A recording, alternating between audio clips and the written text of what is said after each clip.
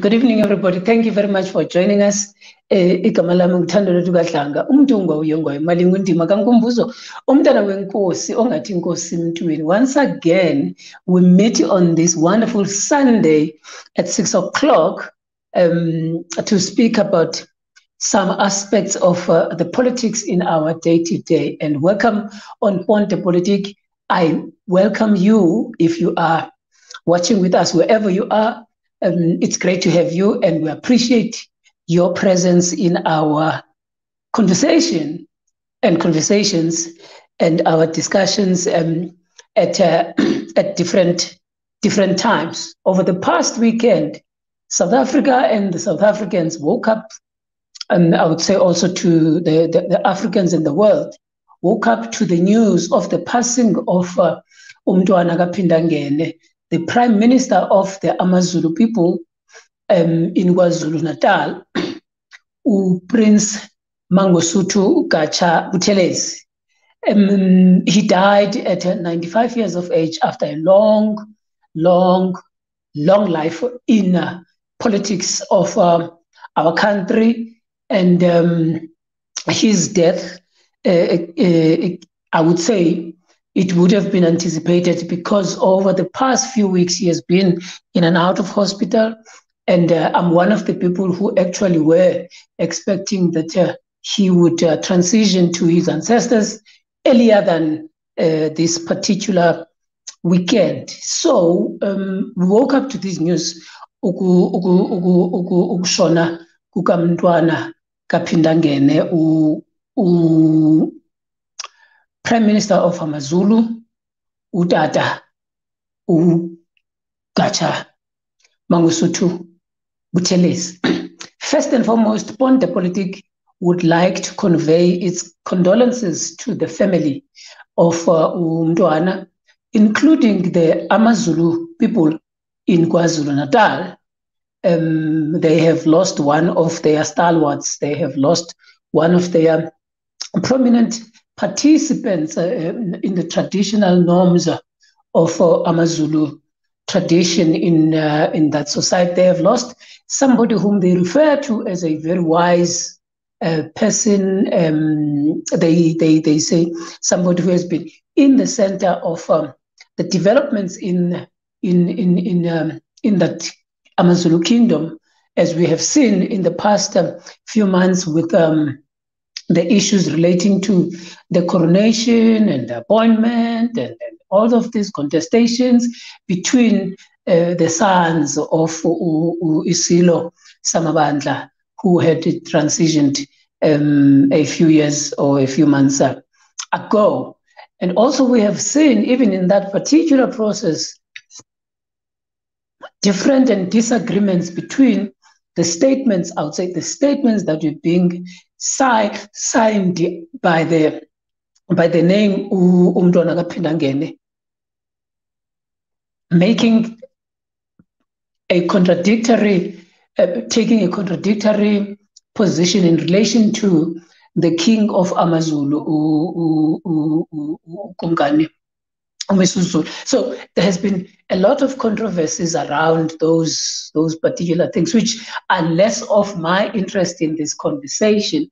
But I'm saying them because as part and parcel of my condolences into that particular society, I thought it is important to mention that particular aspect, but also within the political terrain, the political realm, which is the focus of my conversation or the focus of my thoughts in this particular video and in this particular episode. South Africa's politics has lost one of its long-serving members in politics. And also, I think he has been one of the longest-serving, he has been one of the longest-serving members of parliament in South African parliament post-1994. So in the democratic dispensation, he is probably one of those people who has served in that parliament for longer than many. But also at the same time, many people in many people's minds, they would also think about his humor, his ways of doing things. But of greater importance is that I would clearly state that uMntwana was an astute politician who had his views, and he was wise enough, politically articulate enough, and able to navigate his way out of many things politically. So I would say that at a political level, also the South African political society, the South African political terrain has lost one of its longest serving participants. We might disagree and agree on things about him. Each person has got their own views about something. It's important, but as a people to identify that he has been one of the longest, and to die at 95 years, still performing in the politics or in the realm of politics, he has been, it's been a very long innings in the language of cricket, if one were to say. But majority of people, therefore, in the passing of uMntwana, they have then came out in different ways, trying to understand his legacy. And that is why we're asking whether Prince Mangosuthu Buthelezi's legacy, is it a mixed legacy? Is it a conventional or contradictory legacy? Is it a complex legacy? And what is it that we need to consider about his legacy? Because his legacy spans for such a long time in the politics of our society. I mean, a person who came into the politics around the 1940s, that is, and then his demise is only in 2023. That's a very long time. It is something that many people have not experienced. It is something that many people would actually would love to be part of. Would be great to have such a particularity and taking part in such a long period. So condolences to uMntwana kaPhindangene, his family, condolences to the AmaZulu people, condolences also to everybody else who is affected by the death of uMntwana kaPhindangene in one way or the other. Now, we're going to be talking about his legacy in different ways, as articulated by different people over the past few days. And one of the things that I've learned over time as a person who reads history, as a person who reads politics, is that history has got a potential of being curated. It can be curated. History can be curated to a point that it can provide a particular perspective to a collective or to a community, to a people, to a public. It can be influenced so much that the memory of the past, the memory of history, can then be that which is distorted in this way, that because the history itself has been curated and has been organized in a way that influences a particular perception about a particular event, a particular person, a particular thing, a particular issue, or a particular society. So this is what tends to happen over time. And it is important to also understand, when you read, you look, and you interpret history and historical events, you also have to understand as to its potentiality of it being curated to influence certain perceptions. I think this is an important thing, and we must, as a people, understand that particular dynamic, so that when we interpret people, events, issues, societies, and whatever the case, when we interpret it, we interpret with that understanding that history events can be curated in a particular way. For those that are going to be looking at the legacy of uMntwana kaPhindangene, one of the things that you will notice is that he draws.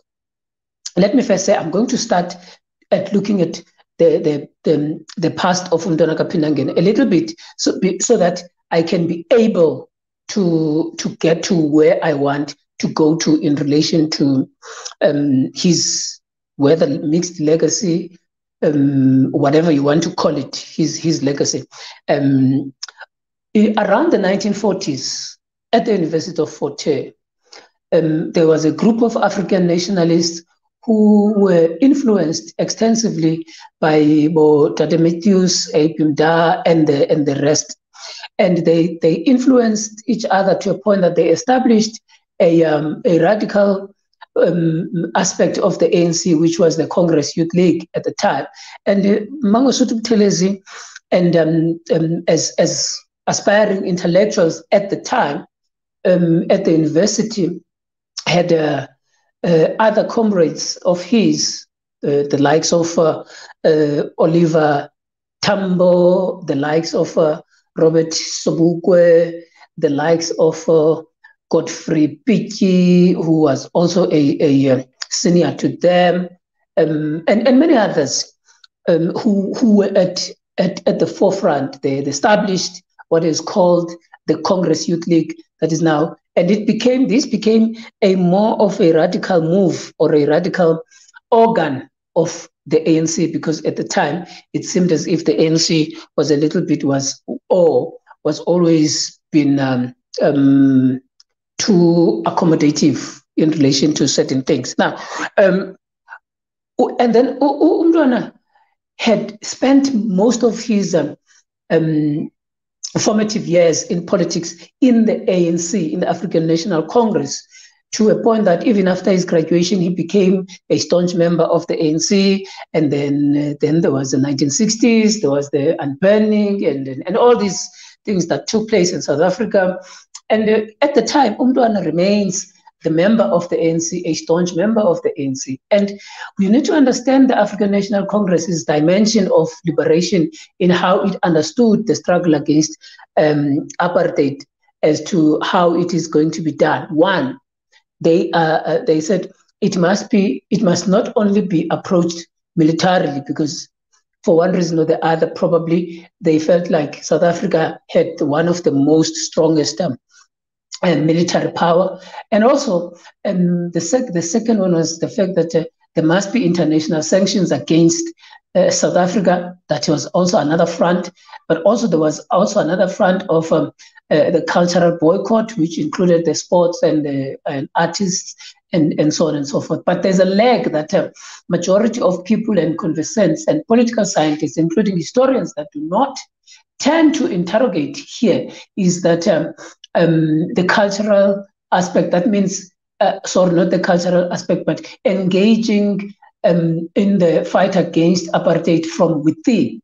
And the ANC's, this is the fourth leg with which the ANC had embarked on. And uMntwana kaPhindangene was therefore identified by the African National Congress as a staunch member of the African National Congress as early as the 1960s, late 60s, beginning 1970s, as a person that they must consider to be part of an internal approach or fighting the system from within. Why was this, or why did this thing happen at the time? And there was a time when it came to the attention of uMntwana kaPhindangene, as he was supposed to be appointed as a prime minister or whatever the position in the traditional Natal at the time, as for the Zulu people to be part and parcel. Therefore, by default, if he accepts that particular position, he would then participate in the politics of Natal, even though those politics are also within the governance of apartheid. Now, he took this position to the exile ANC as a respecting, or as they call each other as a disciplined cadre of the movement. he took this position, and the ANC had then adopted and said, no, he must take the position. And historically, it is recorded that one of the people who supported that point was Albert Luthuli, and also another person who had supported this particular point was Walter Sisulu. So then there was an agreement that he must take the position, and therefore that position would then by default put him into the politics of apartheid.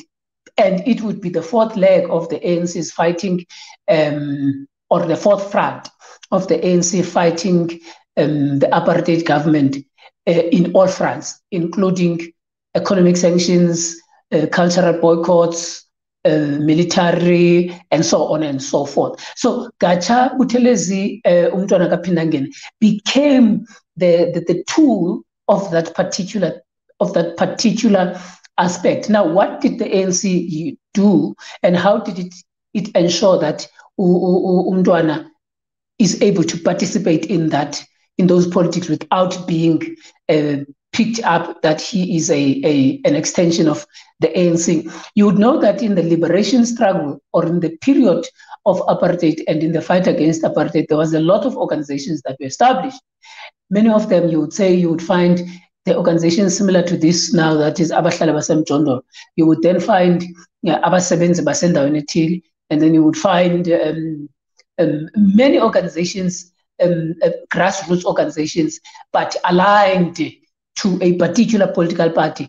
Many of them were aligned to the ANC. You would then find many aspects of those. That's why you then had in the early 90s, late 80s to the early 90s, where you found the UDF. Now, when you look deep into the UDF, you actually realize that there were many organizations, community-based organizations, that were there. So uMntwana kaPhindangene, for him not to be identified as an ANC within the apartheid politics, he then was asked to establish and revive what is called, I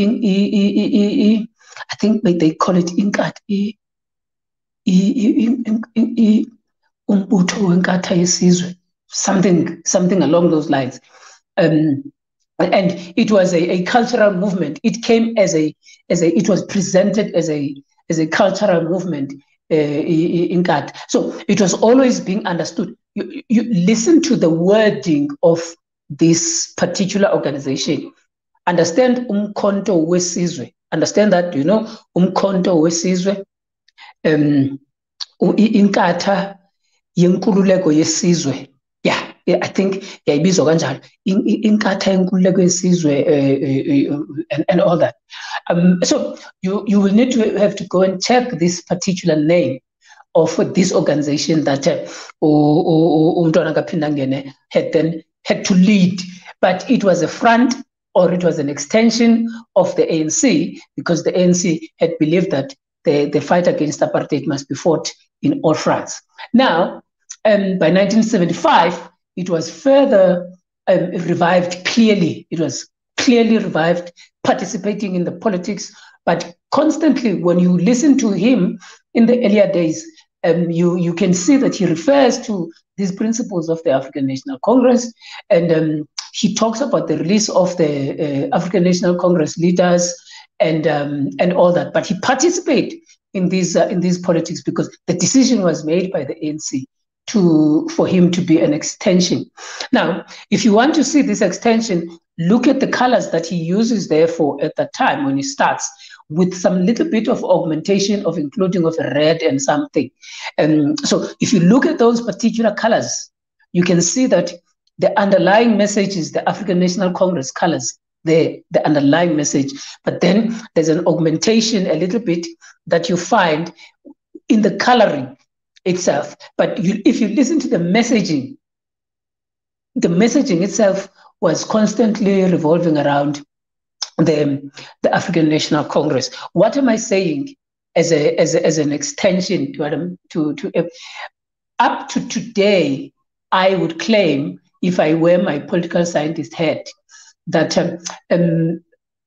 majority of the time, as much as the IFP has been a critical voice against the corruption of the African National Congress in various ways. But fundamentally, when they have to make a position, they tend to make a position with the ANC, and most of the time. And we have been informed that the IFP has mentioned that uMntwana kaPhindangene has transitioned to his ancestors, seeking for a reconciliation between the ANC and the IFP. We'll come back to that as to why the reconciliation. Now, in about 1979, there's disagreements between the movement, this cultural movement, which is an extension of the ANC, led by uGatsha, and there's a disagreement on how these things are taking place. And then at the end, they then move in different directions. But the principle remains the same, but the tactics and the strategies are problematic. It's either the type of leadership that came to power in the ANC at the time, or it's either other things that we would not be privy to. So then there's this disagreement between, and then, but the participation of uMntwana kaPhindangene and this particular cultural group is very influential, because uMntwana kaPhindangene is a formidable, or is a senior cultural member of AmaZulu people in Natal. And also, therefore, he participates, he talks the politics of the day at the time. Now, then on the other side, there are critics of the homeland system. And uMntwana yena at the time, he doesn't take part to being a fully homeland society. He doesn't say that, he doesn't accept that fully. But the critics, especially those who come from the Black conscious movement, they were like, no, it's a puppet. It's a puppet. The system must be dismantled. It must not. You don't participate in it and want to kill it from inside. The system must be dismantled with no exception. So they criticized him on the basis of that, and so much that they had dealt with him at various aspects and levels, including the funeral of Tata Robert Sobukwe in Masizaki, Elando's Ekhaf. Now, and surely not many people were aware of the decision of the ANC to make an extension with Inkatha Yesizwe Senkuleko, with cultural movement, which was led by uGatsha, on the basis that uGatsha was the chief. So therefore, that made him more powerful in that part of the world. Now, disagreements take place in the 80s. There's serious disagreements between the ANC and the African, this Nalombutho kaGatsha, this, even though it is, I want to emphasize, even though they were the same extension, even though they were, but there's this disagreement that is taking place. And then what then transpires is that the apartheid government at the time had learned in America of infiltrating the liberation movement. They had learned so much the skills of causing a conflict within these particular organizations. And when the UDF was established, it was free for all, and things were going haywire, one direction and the other direction. You don't know who the leaders, you don't know who's taking the final decision. There are people who are leading the UDF, but there are many organizations. Where do they get their mandate? Do they get it from the exiled leadership of the ANC? Where do they, you don't understand what is really transpiring. And also there is an allegation around that the UDF was therefore sponsored by the CIA, and therefore there were many things that were taking place there. And because the apartheid government had identified the disagreement between the ANC and its cultural movement, or its cultural extension led by uGatsha, this Inkatha cultural movement, then they ensured that they fueled that particular disagreements. And those particular disagreements then took and expressed themselves in many ways, including during the UDF, the Inkatha, the ANC fights, and so on and so forth. And I would claim that the people who might have been involved in all of those things, they might have not known that it was the decision of the ANC to make Inkatha Inkululeko Yesizwe cultural movement its extension and participate in the politics of the apartheid from Natal, using Chief Gatsha Buthelezi as its proxy. So by the 80s, late 80s and the 90s, I don't think majority of people has known that. But also, Utatu Gatsha Buthelezi has gone through to his ancestors. I don't think he has publicly acknowledged that particular aspect, but there are documents within the ANC that confirm that particular decision of making Inkatha Inkululeko Yesizwe as its extension and participation in the politics of apartheid as a form of a fourth front of the ANC, and therefore uMntwana kaPhindangene comes also from that. I'm raising this. I don't want to raise things that are probably known. I want to raise things that are not very much known in the public discourse. I'm actually taking out the archives. I'm giving you some archives around the issue of the legacy of uMntwana kaPhindangene. Now, by the late 80s and by the 1990s, there is a serious tension taking place between those who are supporting Inkatha Inkululeko Yesizwe or Inkatha cultural movement and those that are supporting the ANC. And I dare say, both of them, they did not know that Inkatha is an extension of the ANC, and probably there was then that influence. And also at the same time, there might have been a situation where those people who were involved, including uMntwana kaPhindangene, they might have influenced some of the things that took place. People mention Boipatong, people mention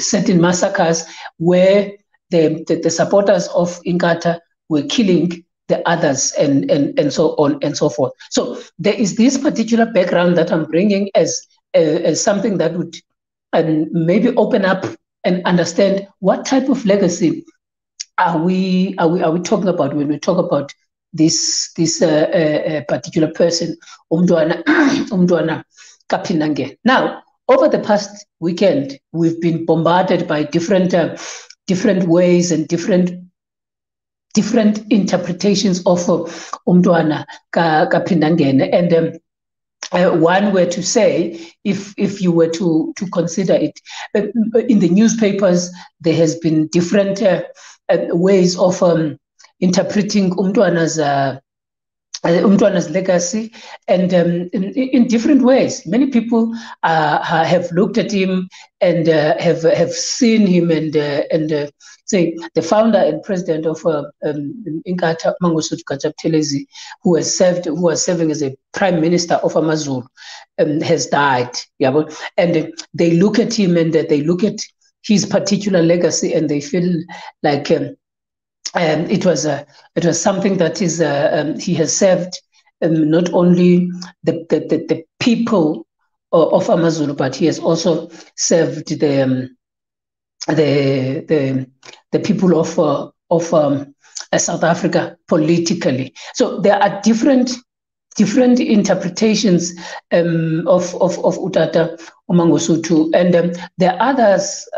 You would have seen that a political career defined by apartheid ministers and Zulu nationalism. And again, if one were to say, you listen to my background and what I was talking about, and I was saying that he participated in the apartheid politics as an extension of the ANC. And if you don't want to believe this, just look at the relationship between Utata Mandela and Utata Buthelezi, and you probably know the decision around the issue of making him a proxy within the apartheid politics. So this writer, murderous, is talking about the very same thing, that he had, Utata Buthelezi had a political career that was defined by apartheid ministers and his Zulu nationalism and so on and so forth. There are different interpretations of him, and also you listen to the EFF also raising some important aspects around condolences of Tatu Buthelezi, and its statement is like many other statements of political parties that have come through. It's vague. It's not explicitly attacking, but it's promoting uMntwana kaPhindangene in the post-apartheid South Africa as one of the important participants in that environment. And there was also the ANC has also given its statement, and they regard him as one of the greatest participants in the politics of South Africa, and also a receptive person, a very wise elder, and a very wise statesman, and so on and so forth. And they regard him in that he was a person of great influence in parliament. But also there are those who say that he was divisive, he was a divisive leader, but also he was resilient in trying to forge this particular rainbow nation of post-1994. There are other critics also who are saying, Bona, his legacy is just a legacy of brutality, a legacy of that must not be promoted, because it is a legacy of killing. It is a legacy of causing homelessness and so on and so forth. And the person who has made that particular argument, and very strongly, is uMntwana Makhanya, who puts it across that Mangosuth Buthelezi has a murderous legacy. So there are various people and various ways in the interpretation, and most of them they do regard this particular period around the 1990s as a very important period, because at the time, that this is what uMntwana Makhanya says, he says at the time the person is there was a forging of a nation that was taking place, but Yena, uMangosuthu Buthelezi, was amongst the people who were actually breaking the very same nation that is being forged. Now, he's asking a question as to the president of South Africa, Cyril Ramaphosa, as to, are you going to ring bells and shower this murderous person, this person of murderous legacy? Are you going to shower him with praises, when actually you knew that he was part and parcel of trying to break down a society or a nation that was being built in the period of the transition? And I would answer and say, even though even though the question is not posed to me, I had said earlier, the IFP was the Inkatha cultural movement before it metamorphosed to being Inkatha Freedom Party, a political party in the eve of 1994. It has always been an extension of the ANC, and therefore, for those who understand the politics of the ANC, they would then, by default, praise Ubaba Buthelezi if they come from the ANC. Probably it would be the ordinary citizens who would have, especially those who had experienced those pains around the killing of their loved ones, who would then raise these particular aspects. But also at the same time, it must always be understood within the dimension of what the apartheid government tended to do in ensuring the fight against the African people. And because the African people had been in majority, and therefore what did they do? They would ensure that for them to win whatever that they wanted to win, they must fight against each other. Now, where do we start to look at a legacy of a person? Do we look in their younger years? Do we look at their older years? I think we look at the life. The life is an important aspect that we must consider. We look at the life. However, there are people who had been, because our memories would be covered by the time which we were interested in.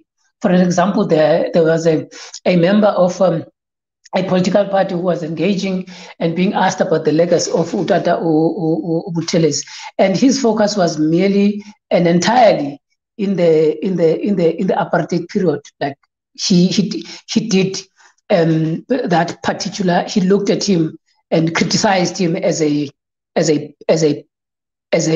collaborator, as an apartheid collaborator. And then there's somebody else who's younger, born in 1994, who had read the history of the transition in South Africa. And they argue that there's no complexity around the legacy of Tata Mangosuth Buthelezi. The problem is that Tata Mangosuth Buthelezi did not do any good.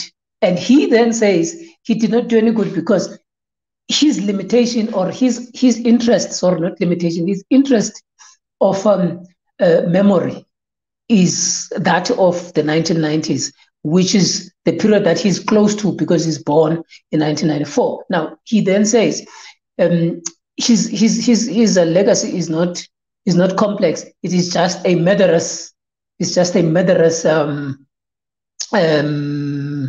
It's just a murderous legacy. You understand? So you look at that, and the reality is, yes, the people of Inkatha cultural movement were fighting against the other people who were regarded as ANC, and this then expressed itself between AmaXhosa and AmaZulu.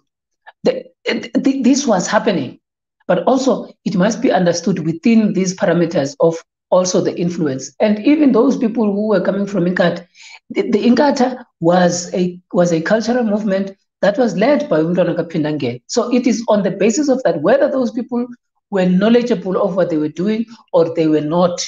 But the important thing is they were doing it under the name of Inkatha, and the leader was uMntwana kaPhindangene. And uMntwana kaPhindangene, the bus had to stop with him. So when we talk about a particular legacy in relation to that particular aspect, I think it is important that we consider that. Many critics of the legacy of uThata Buthelezi is that he has never come out in the open and raised an apology around what transpired at that particular period. And therefore, this makes it difficult for anybody to then not criticize him. That is why the people, or even explain how did these things come about. And therefore, he has transitioned to his ancestors now without having the opportunity to, even in public, to give us a confidence as to make us understand, as those who are interested in understanding as to what transpired. Now, you can look at him in different ways.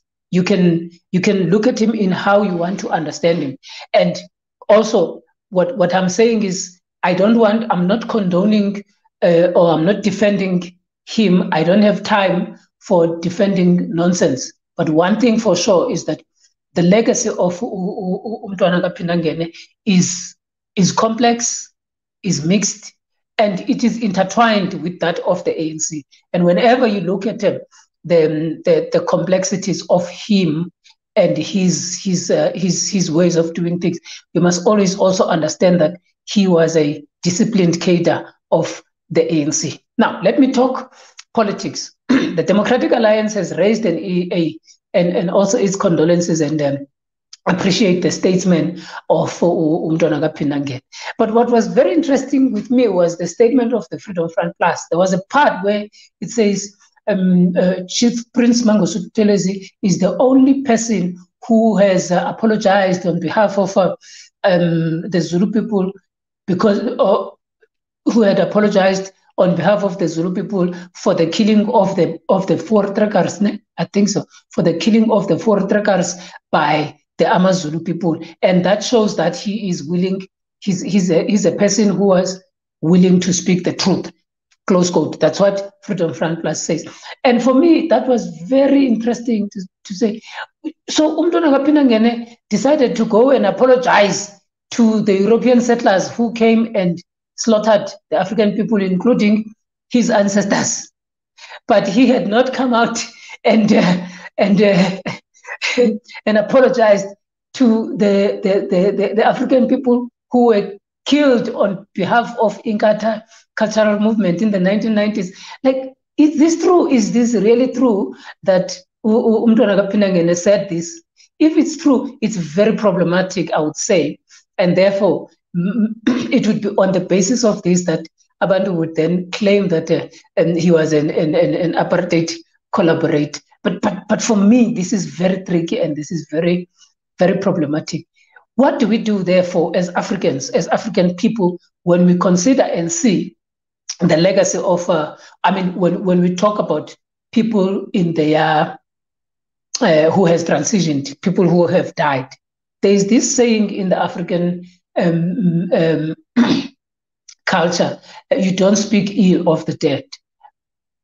That particular saying, where does it apply and how do you navigate it? Does it mean that when you're speaking the truth, you are speaking ill of the dead? Or does it mean, therefore, that the truth is subjective and therefore it becomes impossible for you to speak the truth, your truth about the person who is dead? How do you navigate that? How did it come about, the saying itself? Where does it come from? What are its roots? What influenced that particular way of thinking? Maybe these are important questions when we deal with the issues of legacies and when we talk about specific individuals. But for many, uTata Mangosuth Buthelezi was the best thing that has ever happened. And for many, he was an apartheid collaborator, a murderer, and a person that got involved in the killing of his brothers and sisters, the African people. For some, he has been the best politician, statesman, and an icon, a humble and a wise elder. For some, he has been the great cultural leader of the Amazulu people and who has guided the particular people within the nation of people in KwaZulu-Natal. He has guided them to have a stable kingdom, which they call Amazulu. For many people, it is different things at different times. But nonetheless, he has now transitioned to another level of life, to his ancestors, whether he goes to hell, whether he goes to heaven, if there is heaven, if there is hell, wherever he's going, it is known by us that his life has been stopped at 95 years. Whatever is left will remain with us to determine whether his legacy was complex, mixed, whatever the case may be. It would be our perceptions, it would be our understandings and our experiences that will determine how we look at uMntwana kaPhindangene for the next coming years. This is the end of our conversation. These are my thoughts and these are my ideas. And also these are fundamentally influenced by opinion. They are not necessarily, they are researched, but they are also influenced by academic opinions, and everything that we say in this particular channel and in these particular episodes is on the basis of a perspective, an opinion, and its purpose is for education and to ensure that there's a greater conversation and an understanding and a growth of a people in our society, as we are a bridge to politics, pont the politique ngesi-French. Umuntu nguye ngwayo umalinge kandima umntana enkosi ongathi inkosi Mntwana uyabulela once again ngale mini namhlanje ukuba ihleli kunye nathi. We will see you when we see you next week, Sunday. Remember to log on Tuesday at 12 o'clock. This episode will repeat. And also on Friday, there will be another episode that is coming through. Thank you for joining us. And we are looking forward to hearing your comments and questions on this particular discussion and conversation. All the best. Bye-bye.